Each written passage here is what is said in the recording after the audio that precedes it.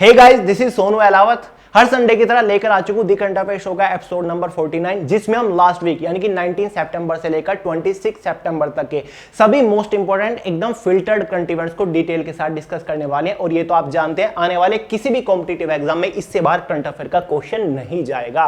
Friends, मेरी आपसे केवल एक ही एडवाइस है, जब आप दी करंट अफेयर शो का कोई भी नया एपिसोड देख रहे होते हैं तो प्रॉपर यार नोट्स बनाते हुए चला करें, ताकि आप अपने एग्जाम से पहले एक बार सभी करंट इवेंट्स का एक क्विक रिवीजन ले सके। और आपको पता ही है, आज के एपिसोड का भी हिंदी और इंग्लिश दोनों ही लैंग्वेज में पीडीएफ आपको वे टू सक्सेस के टेलीग्राम ग्रुप के अंदर मिल जाएगा, लिंक डिस्क्रिप्शन बॉक्स में है। तो चलिए फ्रेंड, ज्यादा टाइम वेस्ट नहीं करते, फटाफट आज का एपिसोड शुरू करते हैं। बात करते हैं first most important current event के बारे में, जो कि है वैश्विक नवाचार सूचकांक में भारत 46वें स्थान पर। सबसे पहले समझते हैं कि भाई वैश्विक नवाचार सूचकांक है क्या। वैश्विक नवाचार सूचकांक की इंग्लिश में शॉर्ट फॉर्म GIIB है, जिसको इंग्लिश में फुल फॉर्म करेंगे ग्लोबल इनोवेशन इंडेक्स। इनोवेशन का मतलब होता है कि नवाचार, यानी कि किसी देश के अंदर कितनी रिसर्च या फिर कितनी नई खोज हुई हो। समझ गए? तो फ्रेंड्स, जो वैश्विक नवाचार सूचकांक है ये वर्ल्ड वाइड की जाती है, यानी कि इसके अंदर बहुत सारे देश हैं, उन सभी देश के ऊपर एक रिपोर्ट जारी की जाती है कि कौन सा देश इस इंडेक्स में नंबर 1 पर आया, कौन सा देश नंबर 2 पर आया। तो किस बेसिस पर की जाती है, किन पॉइंट्स का ध्यान रखा जाता है उन देशों में। देखिए, नाम से ही पता चल रहा है नवाचार सूचकांक है। सबसे पहले तो इस रिपोर्ट को जो हर साल जारी करता है वो वर्ल्ड इंटेलेक्चुअल प्रॉपर्टी है, यानी कि विश्व बौद्धिक संपदा इस रिपोर्ट को जारी करता है। यह देखा जाता है वर्ल्ड वाइड कि किस देश में नवाचार को बढ़ावा दिया गया है, किस देश में इनोवेशन ज्यादा हो रही है, किस देश में बड़ी बड़ी रिसर्च या फिर खोज की जा रही है, और साथ ही किस देश में स्टार्टअप को बढ़ावा दिया गया है। केवल स्टार्टअप को बढ़ावा देना ही नहीं, स्टार्टअप के लिए एक अच्छा माहौल बनाया गया है। जो लोग स्टार्टअप शुरू करना चाहते हैं देश के अंदर, क्या सरकार उनको एक अच्छा इन्वायरमेंट, सरकार उनकी मदद कर भी रही है या फिर नहीं। तो ये कुछ पॉइंट होते हैं जिनके ऊपर एक रिपोर्ट जारी की जाती है। इस बार इस रिपोर्ट के अंदर भारत को 46वां स्थान मिला है, और गारंटी के साथ कह सकता हूं कि आने वाले हर एक कॉम्पिटिटिव एग्जाम की ज्यादा से ज्यादा शिफ्ट में यह क्वेश्चन जरूर पूछा जाएगा। तो याद रखेगा, वैश्विक नवाचार सूचकांक में यानी कि ग्लोबल इनोवेशन इंडेक्स में 46वां स्थान भारत को मिला है। और यह कहा जा रहा है कि भारत में जबरदस्त सुधार हुआ है। 2015 में जब यह रिपोर्ट जारी की गई थी, भारत को जो स्थान मिला था वो 81वां स्थान मिला था। लास्ट ईयर, पिछले साल ही जब यह रिपोर्ट जारी की गई थी, भारत को 48वां स्थान मिला था, यानी कि एक साल के अंदर ही 2 पायदान ऊपर भारत खिसक गया है, यानी कि काफी अच्छा सुधार देखा गया है। जो वर्ल्ड इंटेलेक्चुअल प्रॉपर्टी है उसने कहा है कि भारत ने किन चीजों में सुधार किया है। देखिए, परमाणु ऊर्जा विभाग जो है, यानी कि इन्होंने काफी अच्छी रिसर्च वगैरह की है। साथ ही विज्ञान एवं प्रौद्योगिकी विभाग, यानी कि साइंस एंड टेक्नोलॉजी विभाग जो है, इन्होंने काफी ज्यादा इंप्रूवमेंट दिखाई है देश के अंदर। बायोटेक्नोलॉजी विभाग, ऑब्वियसली भारत के अंदर बढ़िया बढ़िया वैक्सीन बनाई गई। कोविशील्ड वैक्सीन भारत के अंदर बनाई गई, जो कि आज 170 से ज्यादा देशों के अंदर डिस्ट्रीब्यूट की जा चुकी है। साथ ही अंतरिक्ष विभाग जैसे वैज्ञानिक विभागों में भारत के नेशनल इनोवेशन इकोसिस्टम को मजबूत करने में अहम भूमिका निभाई है। तो ये जो विभाग है, जो भारत का इकोसिस्टम है, इसको मजबूत करने में इन्होंने भूमिका निभाई है। इनमें सबसे ज्यादा नवाचार हुए, यानी कि इन्वेंशन वगैरह हुए। अब आपके माइंड में सवाल यह भी उठ रहा होगा कि भैया इस इंडेक्स में पहले, दूसरे, तीसरे, चौथे, 5वें नंबर पर कौन कौन से देश आए हैं। इसमें देखिए, जो पहले स्थान पर रैंक मिली है, यहां पर देखिए, इधर पहले स्थान पर जो रैंक मिली है वो स्विट्जरलैंड को मिली है। स्विट्जरलैंड को पहली रैंक इसमें मिली है कि जो इनोवेशन और आधुनिकीकरण में या फिर स्टार्टअप के मामले में स्विट्जरलैंड नंबर 1 पर है। दूसरे पे स्वीडन है, तीसरे पे यूनाइटेड स्टेट यानी कि अमेरिका है, चौथे नंबर पर यूके है, और 5वां भी आपको बता देता हूं, कोरिया 5वें नंबर पर है। तो ये टॉप 5 देश हैं जो कि ग्लोबल इनोवेशन इंडेक्स में 5 रैंक इन्होंने ली है, यानी कि पहले, दूसरे, तीसरे, चौथे, 5वें स्थान पर है। भारत 46वें स्थान पर है, लेकिन यह कहा जा रहा है कि 2030 तक भारत भी टॉप 5 की लिस्ट में शामिल हो जाएगा। तो याद रखिएगा भाई, ग्लोबल इनोवेशन इंडेक्स में भारत को 46वां स्थान मिल गया है। नेक्स्ट है, अमेरिका दौरे पर प्रधानमंत्री मोदी क्वाड समिति में लिया हिस्सा। आप लोग जानते होंगे, भारत के प्रधानमंत्री 22 सितंबर को अमेरिका के दौरे के लिए निकल गए थे, और भारत के प्रधानमंत्री नरेंद्र मोदी जी के साथ 2 और लोग गए थे, जिसमें से एक विदेशी मंत्री और साथ ही नेशनल सिक्योरिटी एडवाइजर जो कि अजीत डोवाल जी हैं, वो भी अमेरिका के दौरे पर गए हैं।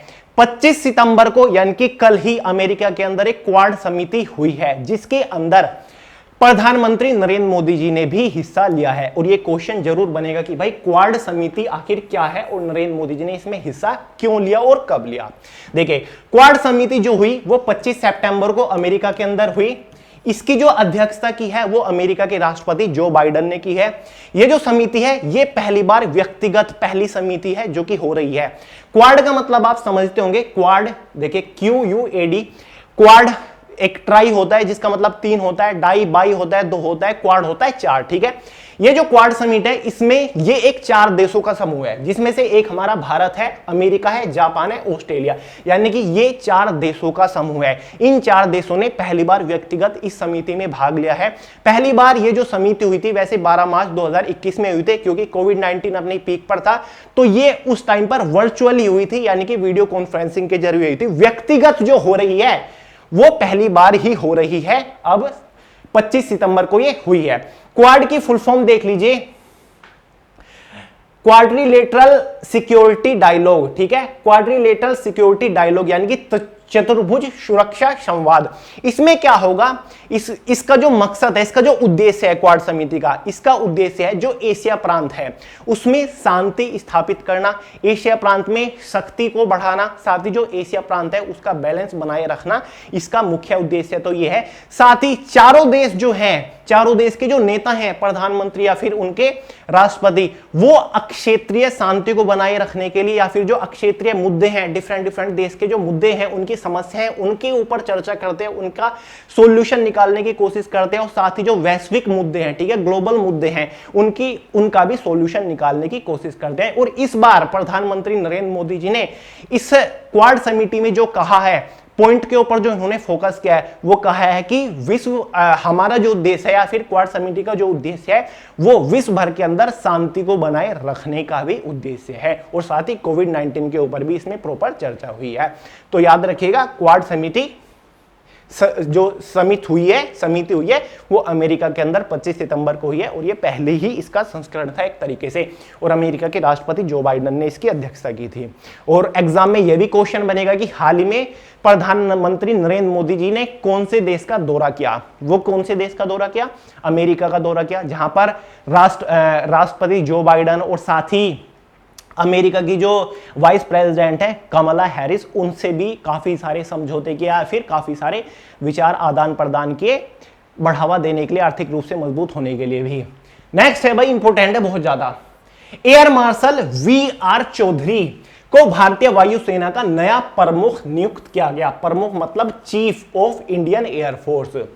हाल ही में फ्रेंड्स इंडियन एयरफोर्स के नए चीफ की अनाउंसमेंट हो चुकी है, जिनका नाम है VR चौधरी। एग्जाम में अक्सर ऐसे क्वेश्चन बनते हैं, जैसे कि CBI के नए डायरेक्टर चुने गए थे, NTPC के एग्जाम में पूछा गया था ना, जिनका नाम सुबोध कुमार जायसवाल था। तो ऐसे ही ये भी बहुत इंपॉर्टेंट है, तीनों सेनाओं के बेस तो इंपॉर्टेंट है, आपको पता ही होगा इनका। तो फिलहाल बात हो रही है इंडियन एयरफोर्स की। तो इनका जो पूरा नाम है, VR चौधरी जी का जो पूरा नाम है वो है एयर मार्शल।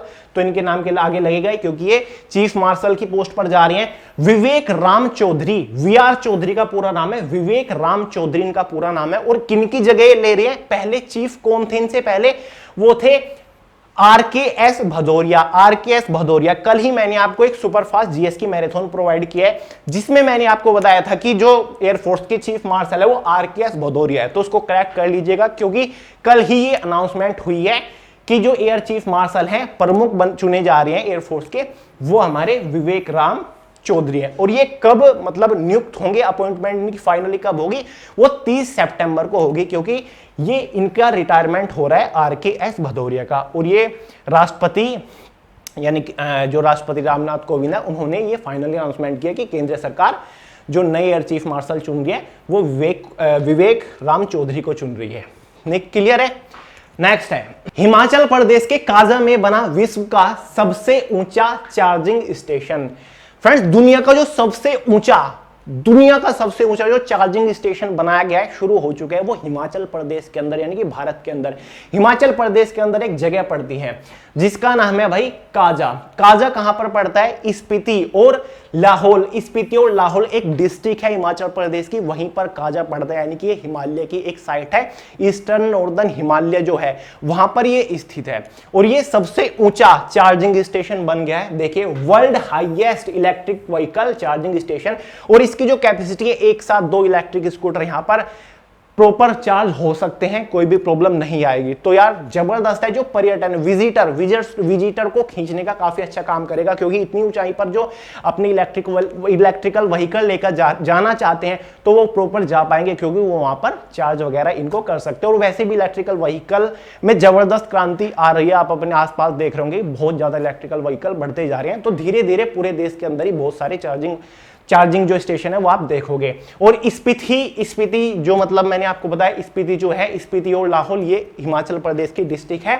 स्पीति को द मिडिल लैंड भी बोला जाता है, ये एक इंपॉर्टेंट फैक्ट है, द मिडिल लैंड स्पीति को बोला जाता है, क्योंकि ये हिमालय के वहां पर तो पड़ता ही ईस्ट और नॉर्थ में, ये जो तिब्बत है और इंडिया है उसके जो बीच का लैंड है वही स्पीति है, और इसी वजह से द मिडिल लैंड इसको बोला जाता है। तो याद रखिएगा, काजा हिमाचल प्रदेश में है, जहां पर दुनिया का सबसे ऊंचा चार्जिंग स्टेशन बनाया गया है, व्हीकल चार्जिंग स्टेशन। नेक्स्ट है भारत नेपाल संयुक्त सैन्य प्रशिक्षण अभ्यास, नाम है सूर्य किरण, उत्तराखंड के पिथौरागढ़ में शुरू हुआ।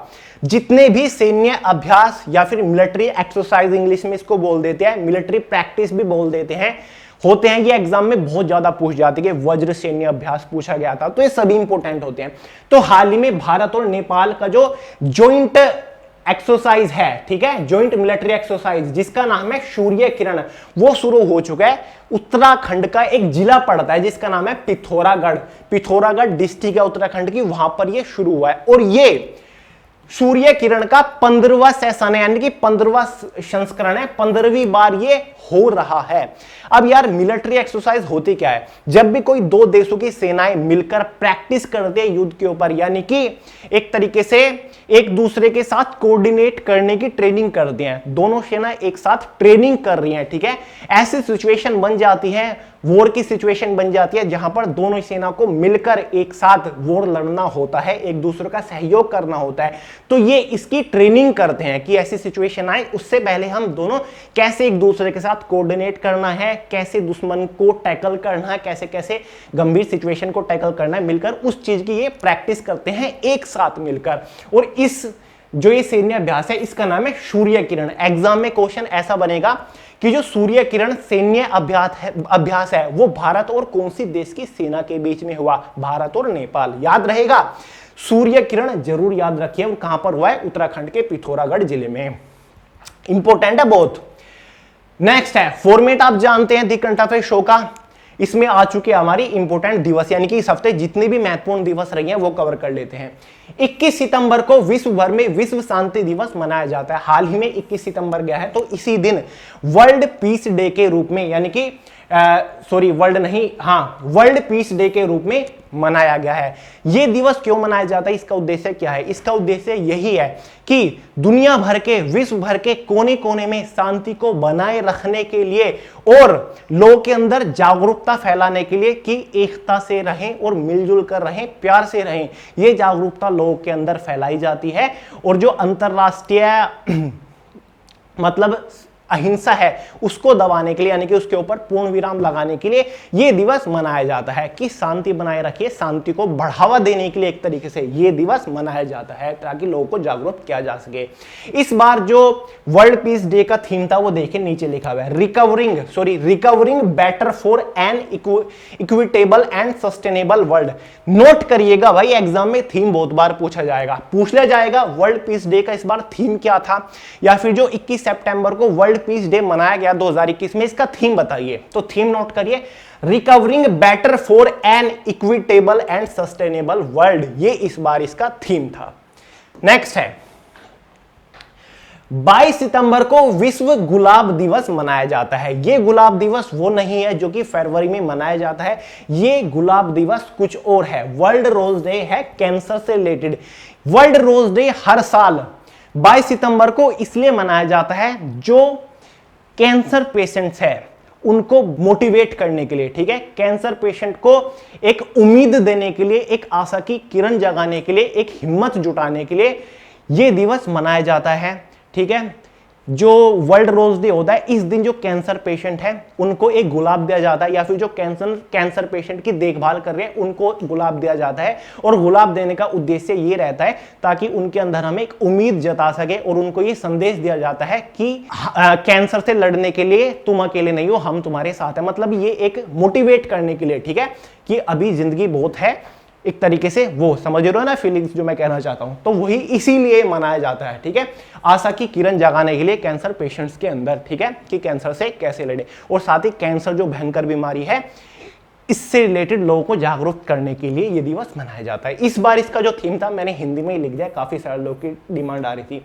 कैंसर को देखने का तरीका बदलना, ठीक है, कैंसर को देखने का तरीका बदलना, ये इस बार इसका थीम था। नेक्स्ट है 23 सितंबर को अंतरराष्ट्रीय सांकेतिक भाषा दिवस मनाया जाता है। हाल ही में 23 सितंबर भी गया है, तो इसी दिन अंतरराष्ट्रीय सांकेतिक भाषा दिवस या फिर इंटरनेशनल साइन लैंग्वेज डे मनाया जाता है। साइन लैंग्वेज डे का मतलब मैं आपको समझा देता हूं।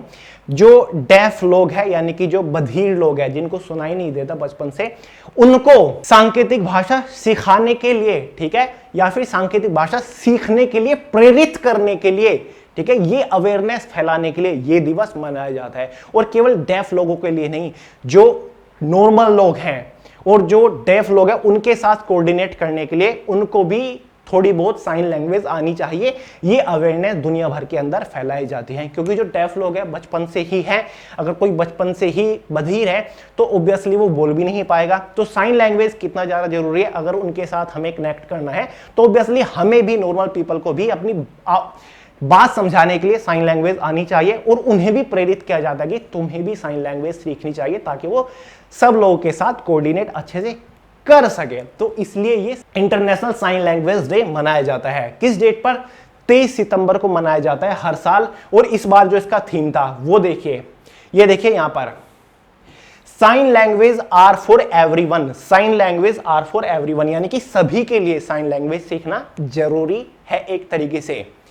नेक्स्ट है 25 सितंबर को विश्व फार्मासिस्ट दिवस मनाया जाता है। सबसे पहले तो समझते हैं कि विश्व फार्मासिस्ट दिवस क्यों मनाया जाता है और किसके द्वारा मनाया जाता है, आपको बता दूं। ये देखिए IPF यानी कि इंटरनेशनल फार्मास्यूटिकल फेडरेशन द्वारा इस दिवस को हर साल 25 सितंबर को मनाया जाता है।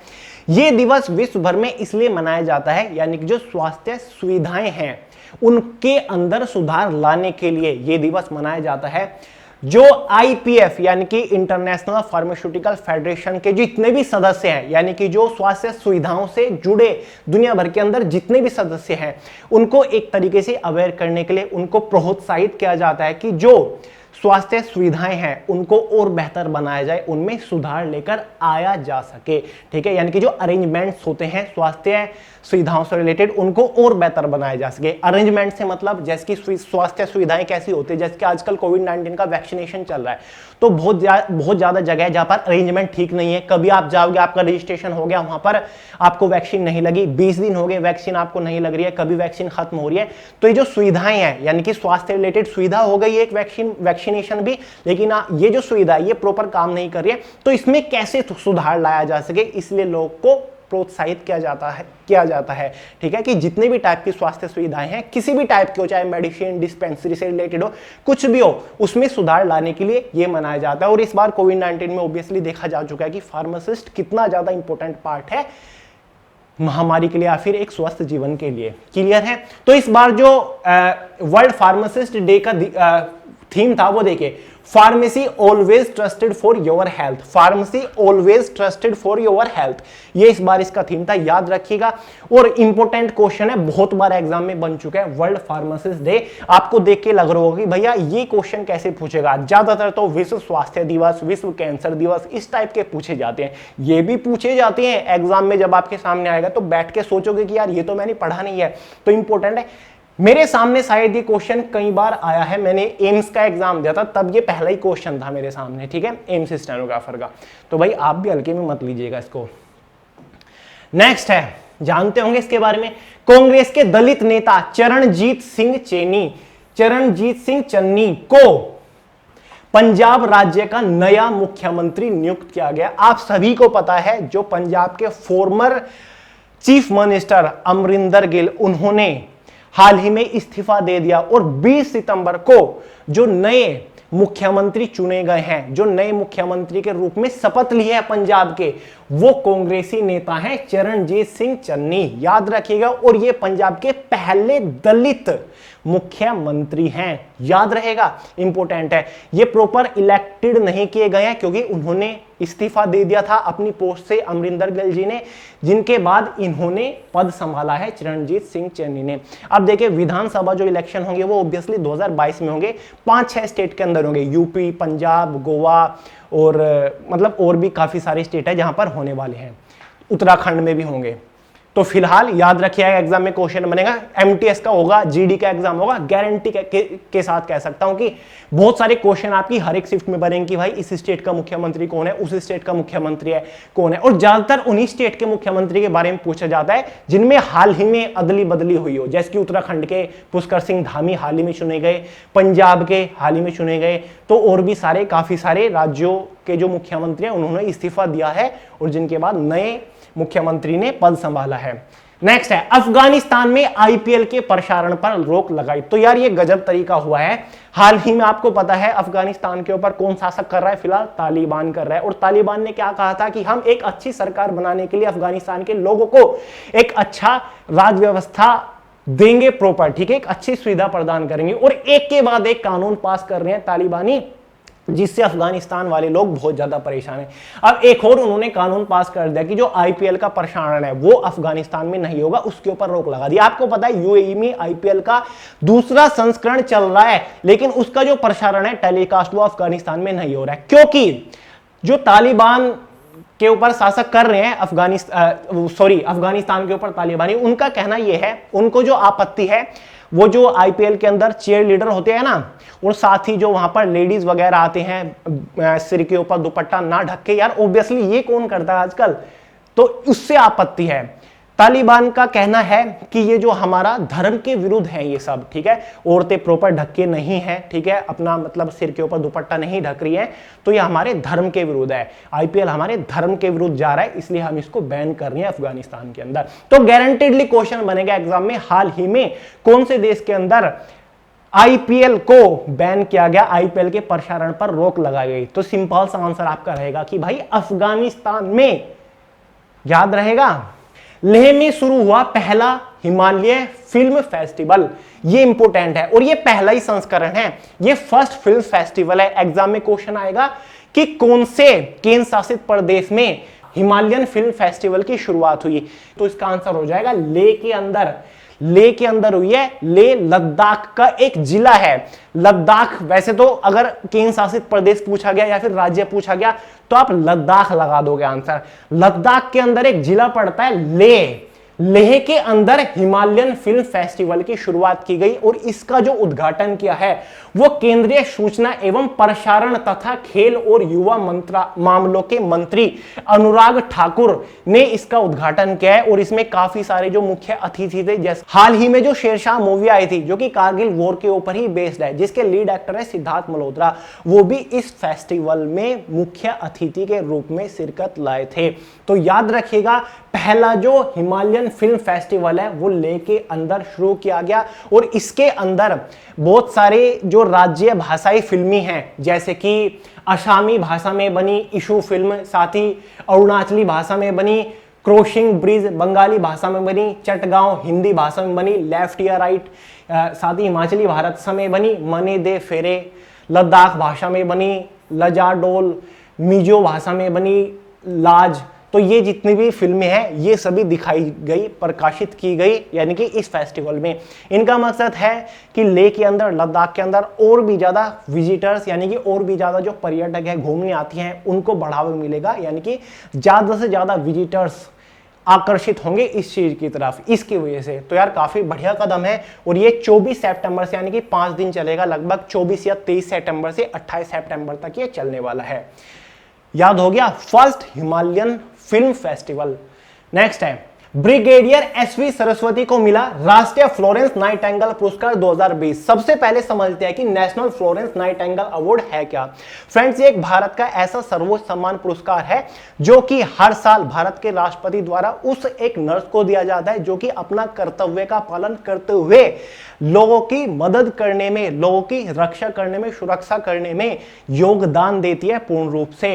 ये किसी भी नर्स को दिया जा सकता है, हर साल ये दिया जाता है। इस बार जो ये दिया गया है 2020 के लिए वो ब्रिगेडियर एसवी सरस्वती को दिया गया है। अब ब्रिगेडियर एसवी सरस्वती कौन है? ब्रिगेडियर एसवी सरस्वती एमएनएस की एक नर्स है या फिर नर्सिंग है। एमएनएस क्या है? Military nursing service. अब ये क्या है? सिंपल लैंग्वेज में कहेंगे कि जो मिलिट्री के अंदर नर्सिंग होती है, जो नर्स अपॉइंट की जाती है, यानी कि जो सैनिकों की देखभाल करने के लिए, जो सैनिक वॉर में मतलब जख्मी हो जाते हैं उनकी देखभाल करने के लिए, ठीक है, उनकी सुरक्षा करने के लिए, उनकी रक्षा करने के लिए, सर्जरी वगैरह के लिए ये पोस्ट होती है, ठीक है। तो ये ब्रिगेडियर एसवी सरस्वती एमएनएस यानी कि मिलिट्री नर्सिंग सर्विस में ही तैनात है और इनको ये अवार्ड 2020 वाला मिला है राष्ट्रीय फ्लोरेंस नाइटिंगेल, क्योंकि इन्होंने लगभग अब तक 3000 से ज्यादा सफल सर्जरी की जा चुके हैं और ये एक प्रसिद्ध ऑपरेशन थिएटर नर्स यानी कि जो ऑपरेशन थिएटर में सहायता करती हैं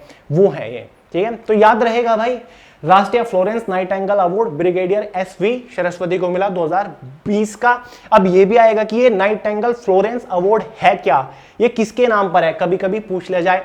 तो भाई एक ब्रिटिश की एक महिला थी जिनका नाम था फ्लोरेंस नाइटिंगेल, जो कि ब्रिटिश परिवार में जन्मी थी, जो कि बहुत बड़े परिवार में जन्मी थी, लेकिन इन्होंने तय कर लिया था कि मुझे तो लोगों की मदद करनी है और फाइनली इन्होंने अलग होकर अपना नर्सिंग का कोर्स वगैरह किया और उन्होंने लोगों की मदद करनी शुरू कर दी नर्सिंग के फील्ड में, ठीक है। इसको फील्ड को और भी अच्छा सुधारने के लिए इन्होंने मदद करनी शुरू कर दी।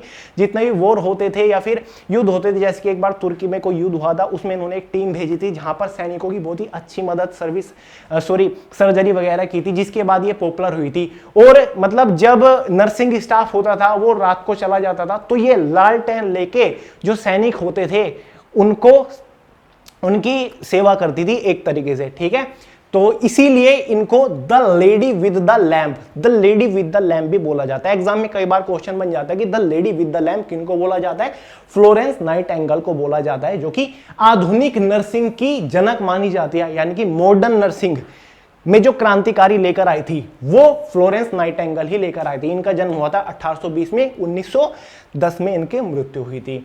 क्लियर है, याद रहेगा। और एक और इंपॉर्टेंट टर्म है यहाँ देखिए, भारतीय सैनिकों में स्वच्छता को लेकर उन्होंने काफी काम किया। इससे 1873 के दौरान सैनिकों की मृत्यु दर 69 से घटकर 18 प्रति हजार पर आ गई थी, यानी कि अगर 1000 सैनिक घायल है तो उनमें से लगभग, पहले तो जो सैनिक मर जाते थे वो 69 थी, लेकिन इनके बाद जब इन्होंने स्वच्छता को लेकर काफी काम किया भारतीय सैनिकों के बीच में तो 18 प्रति हजार आ गई, यानी कि इतनी कम हो गई थी मृत्यु दर। तो भाई याद रखिएगा इसको, नेशनल फ्लोरेंस नाइटिंगेल अवार्ड 2020 किसको दिया गया? ब्रिगेडियर एसवी सरस्वती जी को दिया गया। भारत के राष्ट्रपति प्रदान करते हैं। नेक्स्ट है, अमेरिका राष्ट्रपति जो बाइडेन ने की पहली इन पर्सन क्वाड समिति की मेजबानी। इन पर्सन क्वाड समिति के बारे में बता चुका हूं। पहली इन पर्सन का मतलब है व्यक्तिगत। इससे पहले 12 मार्च 2021 में हुई थी, वो वर्चुअल थी, लेकिन यहां पर व्यक्तिगत यानी कि प्रॉपर आए थे सभी देशों के राष्ट्रपति, यानी कि चारों देशों के राष्ट्रपति। तो समिट का नाम है क्वाड समिति। इसकी फुल फॉर्म वगैरह मैंने आपको बता दी, आई होप आपने नोट कर लिया होगा। जिसके 4 देश सदस्य हैं, जापान है, भारत है, अमेरिका है और साथ ही ऑस्ट्रेलिया। ये 4 देशों का एक समूह है जिसमें जिसमें जापान के प्रधानमंत्री योशिहिदे सुगा और ऑस्ट्रेलियाई प्रधानमंत्री स्टोक मॉरिसन शामिल थे, और भारत के प्रधानमंत्री नरेंद्र मोदी और अमेरिका के राष्ट्रपति जो बाइडन, और जो बाइडन ने ही इसकी इस बार अध्यक्षता की। क्लियर है, याद रहेगा। मैं आपको बताऊं, पहली बार एक तरीके से ये समिट 2019 में भी आयोजित की गई थी। उस टाइम पर इन चारों देशों के केवल विदेशी मंत्री ही शामिल थे, ठीक है। इस बार प्रॉपर प्रमुख शामिल है। और 2007 में देखिए, 2007 में कितने पहले इस समिट का एक तरीके से प्रस्ताव रखा गया था, किसके थ्रू? जापान के जो तत्कालीन प्रधानमंत्री थे शिंजो आबे ने इसका प्रस्ताव रखा था कि एक ऐसी समिट हमें बनानी चाहिए। फिर 2019 में ये अमल में आई और फाइनली 2021 में इसकी पहली इन पर्सन समिट हुई है क्वाड नाम से। जरूर आएगा, देख लीजिएगा, क्वाड के नाम से।